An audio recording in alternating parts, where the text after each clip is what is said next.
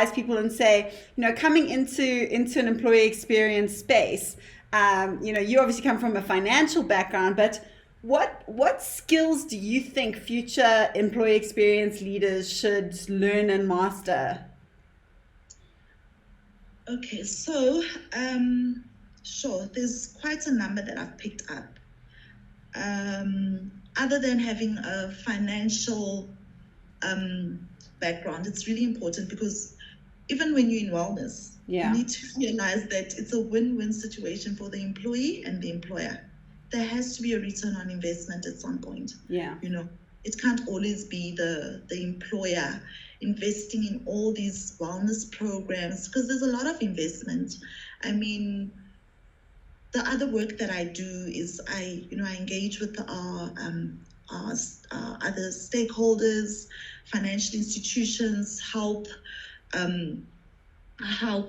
providers, and we constantly in the face of our employees on financial awareness and education and health and mental awareness, etc. But there has to also be a return on investment in these things. So our employees also need to understand that our company is also injecting something for them, so they really need to be well at the end of the day.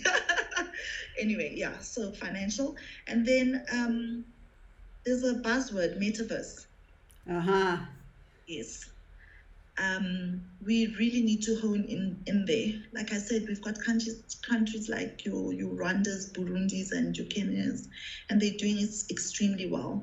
And I think also up north, countries like Nigeria, etc. So South Africa is lagging. We really need to get into that. The new world is digital.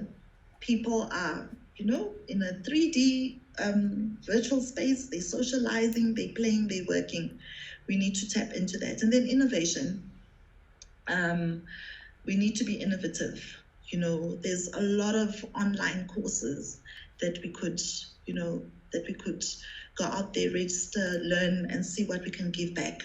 I mean, I heard that there's one of our suppliers, a financial institution, actually has a table that converts, a chair that converts into a table. So innovation is not just about IT. It's about being able to create something with something that you already have. All right. And then I think the ability to serve communities. Okay. We need to really tap into that ability, to serve communities. Without our communities, we lost. And then empathetic leadership. Simon Sinek touched on that in one of his books. We need to have leaders who are empathetic. They need to, if I'm saying, you know what, my kids are sick and the situation has changed at home, is it okay that we see if I can work remotely? You can put in measures in place. You can see that I'm logged in. Is it okay? So we need to have that kind of leadership to understand its employees. And then the ability to develop people. I've been fortunate that my group FD believes in me so much. He's my sponsor, and I think I've also done well. He's able to, it makes it easy for him when I say, please develop me further. So we need to have that ease of development, of developing our people. And then organizational development. I know it's been there, but are we prepared for disruption?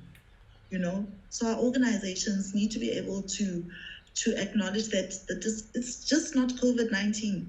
There's more to come, I believe. So our organizations, honing into being able to develop, their organization, and at what pace. They could be developing, but it could be at a snail's pace. They need to keep up. Also from a competitive advantage point of view. And then the last one, which I think is extremely important. This one I also touched on. I had an assignment that I had to do on the executive development program, and that was on strategic management.